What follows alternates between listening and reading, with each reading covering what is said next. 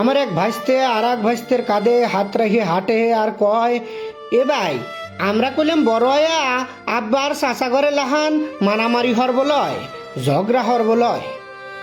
ভাইস্তে জানে না আমিও একদিন এবাহরেই তার বাপের কাঁধে মানে আমার ভাইয়ের কাঁধে হাত রেখে হাঁটতাম, যতদিন সে মানুষ ছিল, যতদিন সে রক্ত চোষা যোগ হয়ে ওঠে নাই, যতদিন সে বাপের রেখে যাওয়া জমির একমাত্র মালিক হয়ে ওঠে নাই।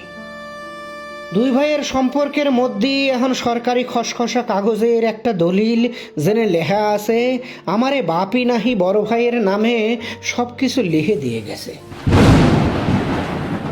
আব্বা কি আসলেই লিখে দিয়ে গেছে? আব্বা কি আসলেই লিখে দিয়ে যাওয়ার মতো মানুষ?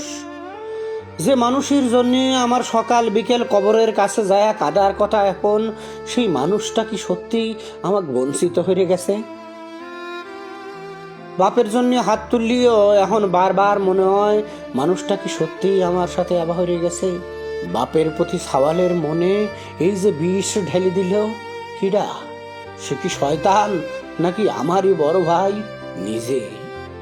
যে বাপ ভালোবাসার সময় আমাকে বাসতো একটু বেশি, বড় ভাই কত তুই তো ছোটোর থেকে খাচ্ছুই, ও ছোট এখন ও একটু বেশি খায়, সমস্যা কি?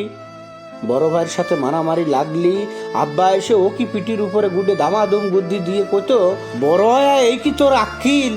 ও ছোট, ও ভুল হইবেরই পারে, তুই বড়, তোর সহ্য হারা লাগবি। সেই বাপ কি এত বড় অফিসের আমার সাথে হয়ে যাবে পারে? ধরে নিলাম বাপই দিয়ে গেছে তো, কিন্তু কিসের জন্য? বাপের সাথে আমার তো কোনো রাগারাগি নাই, তাহলে কিসের জন্য?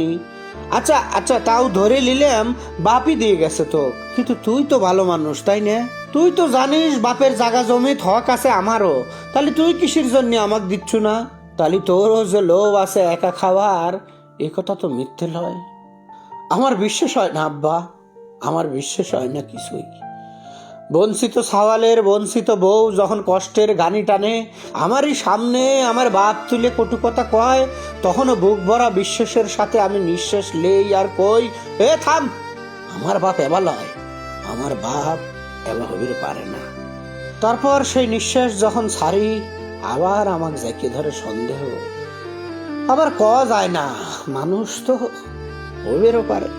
তাও তো সে আমার বাপ, জাগা জমি না দিক জন্ম তো দিছে, সেটাই বা কম কিসি? ভুল যদি সে হইয়াও থাকে সে কষ্ট আমি রাখবো লয় মনে, তাও জানি আল্লাহ তার ক্ষমা হরে। নদীর পারে জাগে উঠিছে নতুন শহর, গজাইছে মেলা সবুজ ঘাস, সেনে আমি গরুডাক গোসর দেই, গরুডা ঘাস খায়, আমি টাকা দেহি, আমি গরুডার ঘাস খাওয়া দেহি আর গরুডাক কই, তুই আমার ভাই, তুই আমার বন্ধু রে, তোর আর আমার দুইজনেরই কোনো জমি নাই।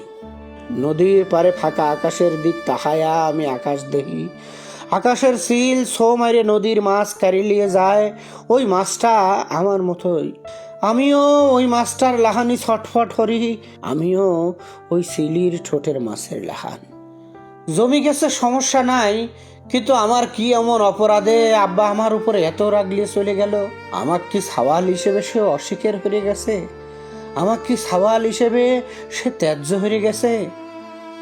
দাঁতন গাছের ডাল দিয়ে দাঁত মাস্তি মাস্তি আমার ছোট চাচা আমার কাছে এসে বসে, আমার মতোই আকাশের দিক তাহা থাহে, সিল দেহে মাছ দেহে, আমার কাঁধে এসে হাত রাখে, আমার কাঁধে এসে হাত রাখে আর আমাক কয়, বড় ভাইয়ের উপরে তোর মেলা রাগ তাই না? তোর আব্বা মানে আমার বড় ভাইও একদিন এবাহরি হুট করে পায়া গেছিল সব কিছু। তারপর ওই আকাশের ওই সিল, তার ঠোঁটের ওই মাছ আমারও অনেক আপন, আমারও অনেক পরিচিত।